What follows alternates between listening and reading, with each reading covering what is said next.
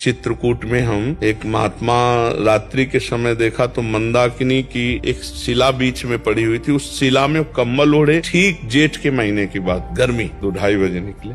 दंडोत महाराज जी, हमको आप जैसे गुरुजन समय नहीं देंगे तो हम जैसे साधुकों का क्या होगा। पीछे मुड़े कम्बल हटाया तो जैसे सूर्य उदय हो गया, तेजो में चेहरा, क्योंकि अखंड ब्रह्मचारी और निरंतर भजन पर आए। तो महाराज जी पहला प्रश्न है कि आप शिला पे क्यों लेटते हैं रात्रि में? ऐसी त्रिकोण शिला है तो उनका जन समाज से बचने के लिए। आप कंबल बराबर ओढ़े रहते हैं? बोले अभ्यास है, ये अभ्यास है। महाराज जी कहते हैं मंत्र को पवित्र अवस्था में ही जपना चाहिए, अपवित्र अवस्था में जपने से दोष होता है। इसमें आपका क्या विचार है? तो उनका अपवित्र दशा में जब मंत्र जपा जाता है तो काम आदि वेग प्रचंड होकर के उसको परास्त कर देते हैं, और गुरु मंत्र विमुख होकर जब मंत्रों को जपा जाता है तो वो उसे परास्त कर देते हैं। इसलिए गुरु प्रदत्त हो और पवित्र अवस्था में ही मंत्र जपा जाए, और उठते बैठते चलते फिरते नाम जप कर लेना चाहिए। महाराज जी एक प्रश्न और रह गया कि आप प्रसाद कहाँ पाते हैं? बोले बस एक बार चित्रकूट की गलियों में घूमता हूँ, न मांगता हूँ न कुछ, अगर किसी ने दे दिया तो पा लिया, नहीं फिरा के शिला पे ऐसे बहुत दिन भजन पर आए। अब उन महापुरुषों को ब्रह्म ज्ञान प्राप्त करने में कोई कठिनता थोड़ी हो, तो ब्रह्म स्वरूप ही हो जाते।